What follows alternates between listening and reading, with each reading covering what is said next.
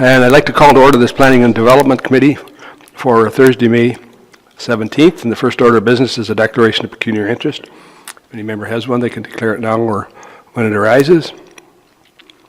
We have nothing. Before we get to the action items, we have some new staff here, so we're going to introduce them and get to meet our new staff and council. So I think Bruce is going to go ahead.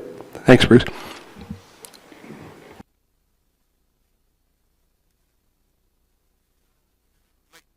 I think you should, just because we're online. And I apologize for not welcoming all online viewers this morning. That's all right. Okay, we have three new individuals that are over here behind the warden and our chair today. And I'll start with the gentleman closest to the screen, who is John Gent. He is replacing Dana Kiefer in this office, in the Walkerton office, who was the planner for here in Kinloss, Brockton, and South Bruce. John comes to us after a long career in Oakville and a career, or a second career, as a private consultant, running his own business, and is now coming to us to help us out in the 1-year interval when Dana Kiefer is on maternity leave. The next individual to him coming to my way is Mark Powley, and he comes to us from Wellington. He spent about 20 years overall in Wellington. I think the last 17 has been a continuous stretch, and he ended his career, or came to us after being the manager of policy planning for Wellington County. So, and he is also in the Walkerton office and is filling the role of senior planner. And then finally, Dan Kingsbury has come to us from Simcoe County, where he spent, I'm going to mess this up, I think, but maybe 5 years. Okay, good. And as a senior finishing off as a senior planner there, and he had about 4 years experience, I think, with National Defense, if I'm right about that. So all good men, and we welcome them and are glad to have them on staff. Thank you, Bruce. And again, I'll say welcome, John, Mark, and Dan to Bruce County. Thanks for your interest, and you will never be bored when you're in Bruce County planning, I can assure you. So, the next item on the agenda is action items, and the first one is the South Bruce Peninsula Source Water Protection Plan, and I believe Jack is going to present the report. Good morning, and thank you for the opportunity to review this matter with you. This is a similar amendment to one we recently brought to you in respect of the town of South Bruce Peninsula. We have Ontario Clean Water Act, which requires municipalities to work together to put together source protection plans, and so that's been done. And then one of the outcomes of those plans is we have to update our official plans and our zoning bylaws to include source protection policies. So we've done that now in South Bruce Peninsula recently, and here today in respect of we've done that in Erin Elderslie recently. We're here today in respect to South Bruce Peninsula, and we've put together a simple set of policies to achieve those requirements of the Act, and the bylaw for that was adopted by the town last month, and it's here for approval. Thank you, Jack. Then we have a recommendation. I'll look for a mover and a seconder that South Bruce Peninsula Official Plan Amendment number 48 be approved, and the Director or Manager of Land Use Planning be authorized to sign the decision sheet. Moved by David and second by Robert. Is there any discussion on this item? Not all in favor? Opposed, if any, that's carried. So our next action item is the South Bruce Peninsula Official Plan Amendment number 49, and again, Jack is going to present. This is a plan amendment. It's related to a former Women's Institute hall, and it's now surplus to the Women's Institute. It's been purchased by someone wishing to use it for a residence. The South Bruce Peninsula has a plan that provides coverage for the countryside, including these small hamlets, and so in order to fully convert it from an institutional designation to a residential use, a plan amendment is required. And that one was adopted We'd put it on the agenda anticipating the local council would adopt it, and they did on Tuesday of this week. So we're able to get a fast turnaround for these folks.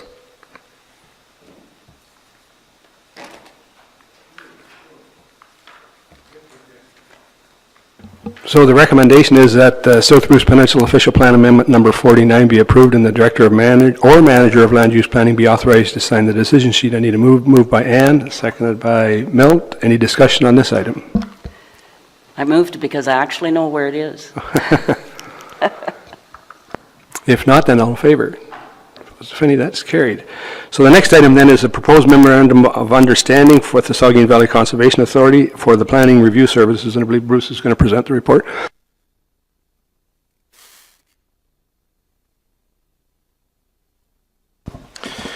Okay, I'll come back to the recommendation at the end. As background to this, the Conservation Authority provided to us in November of 2017 a new agreement that they wanted to put forward to us for services related to planning applications. Subsequent to the committee meeting when that was received by Council, the Director of Planning and the CAO, Kelly, met with the Conservation Authority representatives in December. Looking at the memorandum of agreement with them, it's clear that they wish to get out of doing natural heritage review on planning applications and focus on their mandate to provide comment and control and regulation over floodplains and those issues that are included in their mandate by the province. One of the issues there, of course, is that we don't really have staff on file that are qualified to provide natural heritage review. And so as part of the recommendation, it would involve looking for a contractor, an ecological or environmental firm who can do that type of review. And in addition to that, we would be looking for some sort of checklist or guidelines for our planners to use in determining whether or not there should be a natural heritage review done on a piece of property.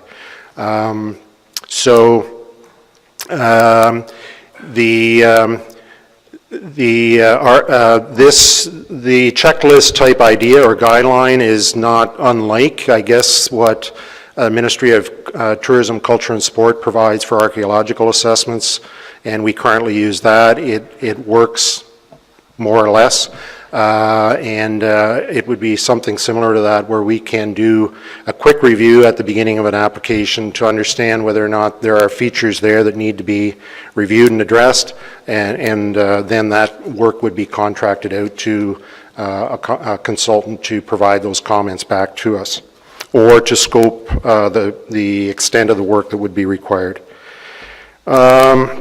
The financial considerations are a little bit unclear at this point because we don't have a very good feel for how much this is going to cost to have contracted out, and or if there are savings that will be seen when we limit the circulation to the Conservation Authority to only those issues that are related to their regulated area. So part of that would hopefully be clarified by the RFP in that we would have a bidding process essentially for the review work that would be required to do the natural heritage review. So at this point in time, essentially, we feel that it's premature to enter into the agreement at this time without a resolution to how we're going to do the review work. And so the first step would then be to issue an RFP and bring back the results of that RFP to council so that we can consider the budget requirements and move forward. Thank you, Bruce. I don't know whether we I guess we'll get the recommendation on the table and have the discussion. I'll read it. That's, the recommendation is that the bylaw be adopted to executing the agreement between the County of Bruce and the Saugeen Valley Conservation Authority as provided by the Saugeen Valley Conservation Authority to the county, and that the Bruce County Planning Department Committee authorize an RFP for natural heritage technical review for selected land use applications. And secondly, that the development of a defensible screening tool to be used by the County of Bruce to determine when, 1, natural heritage reviews are triggered, and 2, the scoping of information to be provided by the proponent in support of a complete application. Comments? Ann? So, of course, along the lake shore, that's where our main trees are left, and natural heritage areas, but we have people wanting to develop them. So, I'm not strong on the process, but an environmental impact study and all that thing, that sort of thing, then the county would be more responsible, or we would contract it out. So I can think of issues where we've had landowners wanting to, sell off a mini subdivision, created, and it's always been forest and things like that. So you need an evaluation, impact study. So then we as the county would be totally responsible for that, and with our contractor. Is this what we're aiming for? To comment on that, any applications that require a natural heritage review, yes, and to scope that then if there was one, Yeah. instead of the, Well, some of the ones I'm thinking of are definitely natural heritage. Okay, so we would be taking that over from Saugeen Valley, sorry. well, I think the recommendation is that we go out and get an outside consultant to do that work for us. Okay. Milt? Thank you, Mr. Chair. So does our planning staff, you say a screening to determine whether it's required or not. So how do we come up with that, or how do we determine whether it's required? So do we do our planners do the screening, or who does the screening? You go ahead. So through you, Mr. Chair, yes, our planners would use the screening tool. So right now, we don't have that screening tool in place. So part of this RFP will be to develop that screening tool. Okay. Our planners would use that screening tool, and then that would let us know whether or not the application is then forwarded for the natural heritage review with the third-party reviewer. So currently what's happening is the Conservation Authority, through the agreement that we have with the Conservation Authority, they are making those comments Yes. on our behalf for natural Yeah. heritage. Yeah. Maybe, and Bob and I are both members, and we were at a board, just maybe for clarification for everyone, we were in the board meeting on Tuesday, I guess it was. And this agreement, the Conservation Authority, how we got here, the Conservation Authority has been in a spot where just could not deal with all the applications that they were dealing with in their normal work. And this is outside the work of their work. It's out of the regulated area, and they, in an effort to try and stay focused on what we were doing, the Conservation Authority only, and get better at what we're doing, because we definitely need to get better at that. We said, let's not do anything that we don't have legislative authority to do. So this is why we're saying now the county should do that. So we circulated that agreement to Grey County, Huron County, all the member municipalities where they have agreements, and we have a variety of responses. Some want the Conservation Authority to continue, have asked for that, and we haven't really come to a decision about what they're going to do. From my perspective, I mean, I think a couple things. First of all, I asked our director, I said, what specific, is there a professional designation that we need? What specific information do Saugeen Valley Conservation Authority planners use and have that we don't have here at Bruce County?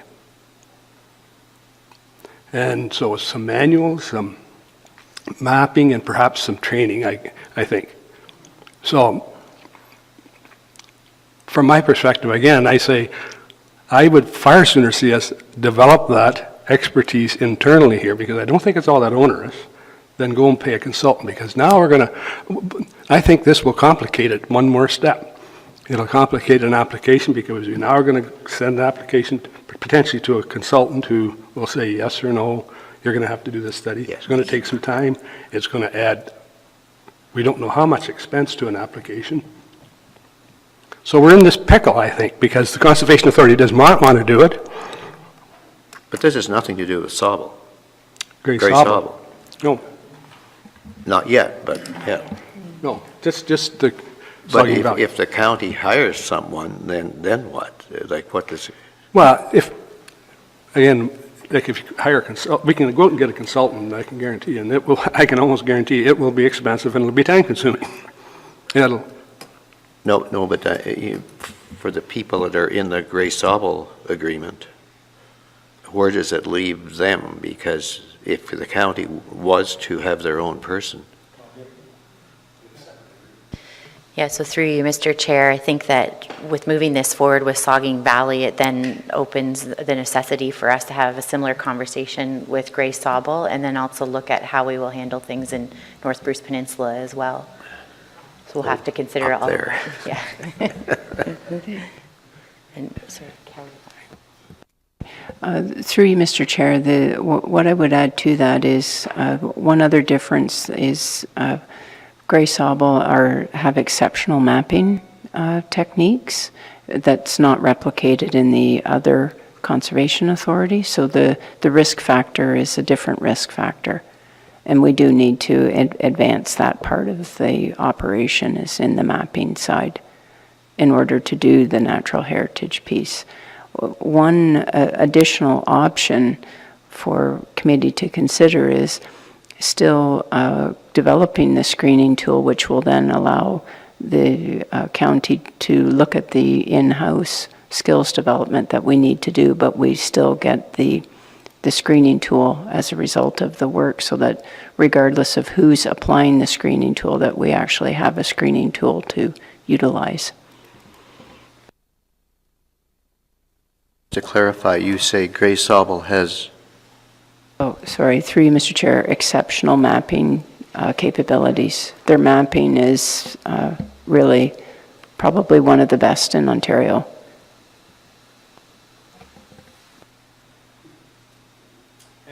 okay.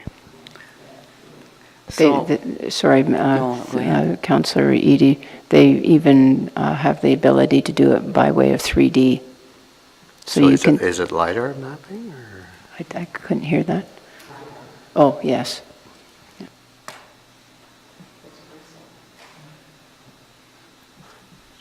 so with Northern Bruce Peninsula, I'm, through you, Mr. Chair, to Milt, I'm thinking the natural heritage is very extensive in the peninsula, all the peninsula, south and north. And so right now, Grace Sauble handles South Bruce Peninsula and North Bruce Peninsula as well.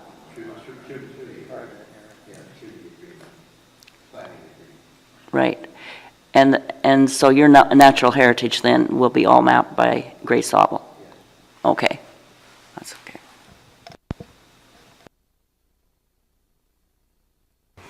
So I guess we're back to this. I guess we can, the screening tool, if we go down this path, we're going to have a screening tool that our planners are going to use and to say, okay, yep, we're going to send this off to the consultant and he's going to go out and do some, or determine whether we need an environmental impact study and whether that, set the terms of that and whether this meets our criteria or the legislative criteria.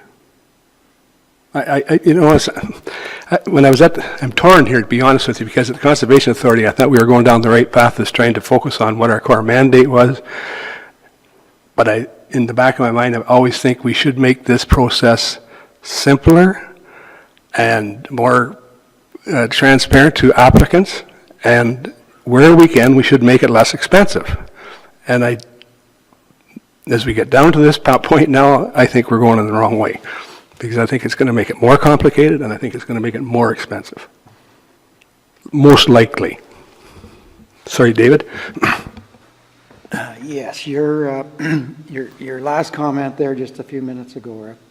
You mentioned the steps to move this forward, and you talked about getting the risk, or getting the list of where we should be looking. But you talked about the consultant.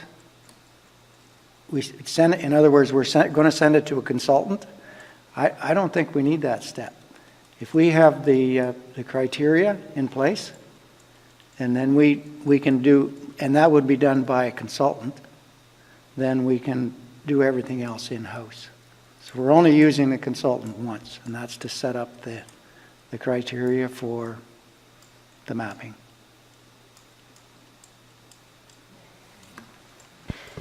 Through you, Mr. Chair, and I will be the first to say I'm not an expert in this area, but I'm sure I will be soon. The screening tool, absolutely, we need. One of the things that I would bring to committee's attention is right now we don't have anyone on staff that has that same skill set, and I don't know, I'm not sure where I am on what that skill set looks like yet. But we know that we don't have an environmental planner, someone with that background and that expertise on staff. So at this point in time, we strongly feel that we need to have that expertise or access to that expertise. I think that I'm hearing what you're saying around process and wanting to make sure the process gets, I'll use the word leaner as opposed to the opposite direction. What I would potentially commit to is coming back after a period of time that we've been able to execute that process and see how that's working and look at that. But I wouldn't want to, off the bat, say that we don't need that expertise. Yeah, sorry, but at some point then we can be doing this ourselves once we have that expertise. Yes, very potentially, yes. To comment, Mike, and we've got 3 new planners here, so from different areas, and in the private sector and public, like, you know, it'd be interesting to hear their comments regarding our process and how, and it doesn't have to happen today, but over the course it can. I was really want to put them on the spot today, Mel, but No. but I agree. I think we'll let them off the If spot. if they would like to comment on it, I would really. Well, I think, you know, I think they've heard the discussion. If, I don't know, if the committee wants, does anybody would like to comment on it, please feel free. If you don't, that's fine too.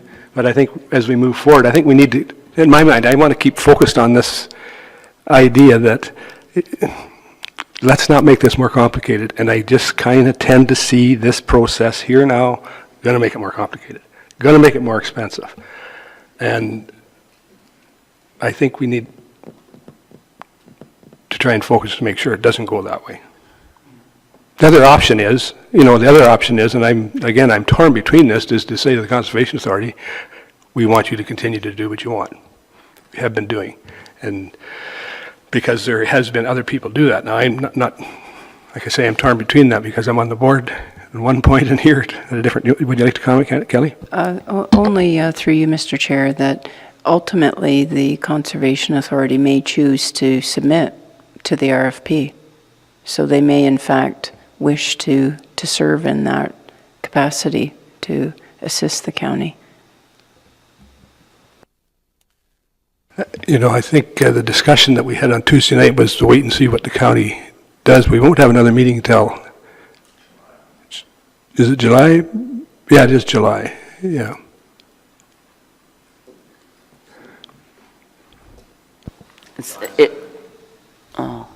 It's been my experience, natural heritage issues are always contentious. And so when you have a contentious issue, you definitely have to have the expertise. And so at the current time, does Saugeen Valley, are they able to, like, do they have the expertise with environmental planners? Do they I'm assuming they have at least 2. Yeah, but, you know, the question I made to the director was there a specific designation that you use, environmental planner? He said, no, as long as they're a member of the Professional Planners Association, and the information that we have, that we interpret. So these are these manuals, the information, the maps and the training that they've had. So, I mean, it's not, to my mind, again, it's not something that is all that difficult, I think, to achieve. It's, you know, sorry for interrupting, Ann, go ahead. No, that's fine. I'm just thinking I think it's hard to come to, it's not as cut and dried as we'd like it, and it's hard to just come to a simpler solution when it's always contentious, and the level of expertise is definitely needed, because even when it comes to the council table or Saugeen Valley Board of Directors, it often doesn't, I guess it doesn't come to Saugeen Valley but it comes back to the local councils, or the local councils have people complaining about it. I know I can think of several where you're talking and it's going around in circles. And so I don't think maybe we should just kind of table this for today and see if staff can, come up with things. We want to land in a better place and not make it more complicated, as you say, and more expensive.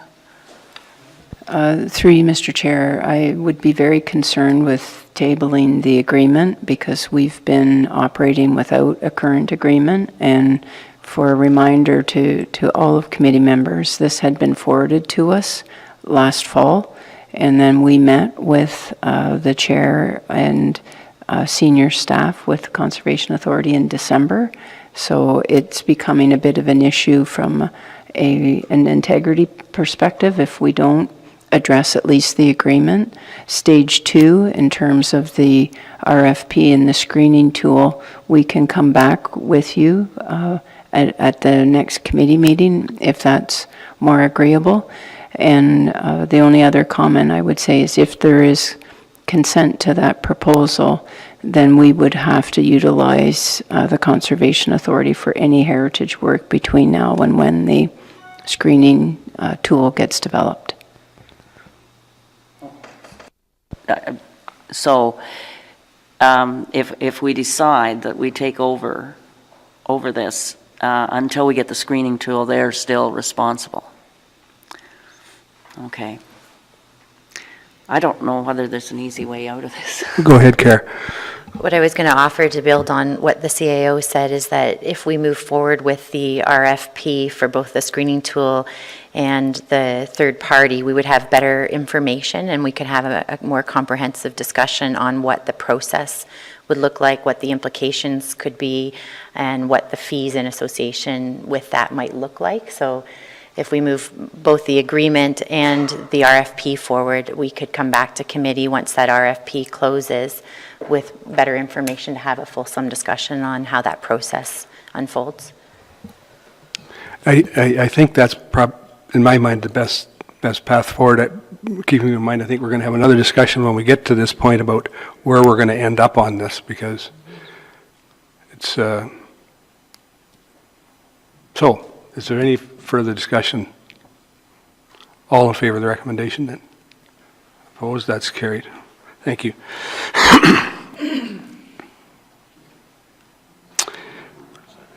Oh, sorry, did we have a mover and a seconder? Sorry, can I have a mover and a seconder for that recommendation? Paul, Ann, and then I guess, this is the recommendation that we read, yeah. I think we're just really getting some more information about where we're going to end up on this. Yeah.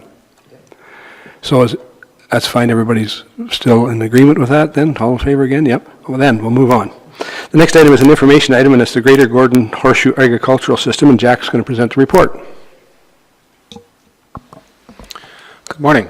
So this report is about the agricultural system for the Greater Golden Horseshoe, which does not include us, but we put it on for information because there's some elements that may be of value to the county from an economic development perspective, and also as we go into the county official plan in the future. So this is one of the outcomes of the 2017 provincial review of all of its plans, and when it comes to agriculture, the province is trying to do something a bit innovative, and so they're aiming for a continuity of protection of prime agricultural areas all the way around the Greater Golden Horseshoe, and some of that is they're aiming for some common nomenclature and designations at a high level. They're also trying to recognize the important role for rural lands in agriculture and supporting elements of the agri-food network, so that's the shipping, processing, drying, etc. Also reinforces the need to integrate agricultural viability considerations, so protecting farmland that's viable for use as farmland as opposed to farmland that is not. And the fourth element is it recognizes overlaps and synergies between agriculture and natural heritage. So in doing this, they've taken a two-step approach. One is to identify the agricultural land base, and the second is to map the agricultural system. When it comes to identifying the agricultural land base, there's sort of four areas that are of interest. The province did its own sort of LEAR study that tried to look at the whole Golden Horseshoe area with some common tools. But four things that might be of interest to us are looking at areas of existing non-agricultural uses. And so they set a benchmark. If you have an area that's in an agricultural area but isn't used for agriculture, in order to consider it not agricultural land, they were looking at a minimum area of 250 contiguous acres. So that's over 250 hectares, over 600 acres of land. That was their benchmark for saying that existing non-agricultural use areas don't need to be classified for agricultural uses. So how that might come down to that type of activity at our scale would be something we'll look at in the county plan review. Another one was adjacent municipalities, and so we border on adjacent municipalities and trying to make sure that there's some harmony in the mapping between or across county lines and across municipal boundaries as well, so that we're not protecting a great feature and then somebody else is not protecting the land right next to it and introducing conflict that would limit its ability to be used, or vice versa. The third element is natural heritage systems. So the province has taken the lead on mapping those systems in the Greater Golden Horseshoe area. In Bruce County, the provincial policy requires that the county and the municipalities identify those areas. And sometimes those areas are going to overlap with agriculture, and so we'll need to consider whether to use an overlay where we show agriculture and then natural heritage on top, or separate designations, or a hybrid designation. So there's some different ways to look at those, and we'll be looking at those in that plan review. The last one is water resources, and that kind of relates to what we were just earlier talking about this morning in terms of source water protection and making sure that we look at those features. Significant groundwater recharge areas is one, and highly vulnerable aquifers as another one, to make sure that our agricultural system supports and is supported by those groundwater resources, for example, for irrigation or to avoid contamination of groundwater supplies. For mapping the system, this is kind of an interesting thing the province has done. They've made a portal which is similar to our GeoCortex system that the planning department uses, and anyone can go on it, and you can turn layers on and off. And it shows all the different supporting links for the agricultural system, including breweries, wineries, farmers markets, grain drying facilities, abattoirs, all those kinds of facilities. And they haven't limited that to the Greater Golden Horseshoe. And so the thing of interest here is that if Bruce County suppliers or contributors to that system are also making sure that they're registered and up to date on the various data sources, then they can show up on that system, and people in the Greater Golden Horseshoe or outside of it can see that Bruce County also has facilities and is perhaps a good place to fill in a gap or see an opportunity to invest here. So those are just some of the observations about this system that the province has put together. And as I say, that portal is available, and we did put a link to it in the report. And I think there may have been an error in getting that report to you, but if you're interested in that, it is there is a link to that portal. So that's my report. So just in the report, under the heading Mapping the Agricultural System, there's just a little thing that says link. So, yeah.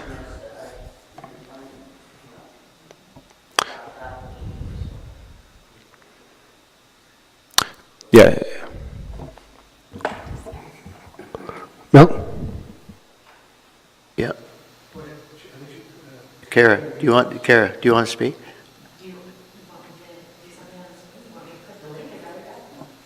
Oh. No.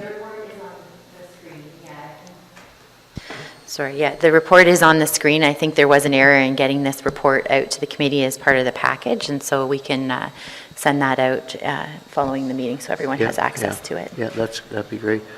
Just a question on the mapping aspect of natural heritage features, Jack. So in the Golden Horseshoe, the province, so is there any indication they're going to go beyond that, or? I'm not aware of any indication that they would that they're looking beyond that area for mapping of those features. They've directed that it be undertaken by municipalities and counties. To follow up, so is that just in that Golden Horseshoe? There's a plan, a growth plan in that area. So was it just done in that plan area? Like, for instance, the Niagara Escarpment plan. I mean, there's specific boundaries to that plan. Yeah, and the Greenbelt. So the province did it just for that plan and not beyond that? That's right. They focused their natural heritage system really on the the Golden Horseshoe plans. The Niagara Escarpment plan, if you read it, it says it functions like a natural heritage system. And so they've used the designations in that plan similar to a natural heritage system, but they haven't done a detailed map of that. Their focus is on, I think, the greater Golden Horseshoe areas where there's probably less natural heritage features available, and perhaps whatever's there is significant. And so that's been their focus, and that's how they've been able to integrate it. So for us, we have to adapt that to our circumstances. Any further questions? Thank you, Jack. So there's one other information item, and there's some correspondence from the town of South Bruce Peninsula about some surplus property. Any questions or comments to that? If none, then the next item is a closed to public meeting, and I need a motion that the committee move into closed meeting pursuant to section 239(3.11) of the Municipal Act for the purpose of educating, training the members to discuss the update of Bill 139, Building Better Communities, and Conserving Watersheds Act 2017. A mover and a seconder for that, Ann and Robert. All in favor? We're in closed session then. So I guess we'll rise and report, and the report is that we received the training as pursuant to the motion and under update on Bill 139. So that is the end of our agenda. Then our next meeting will be June the 21st, 2018. I'll take a motion to adjourn. Ann and Milt, all in favor? We're adjourned.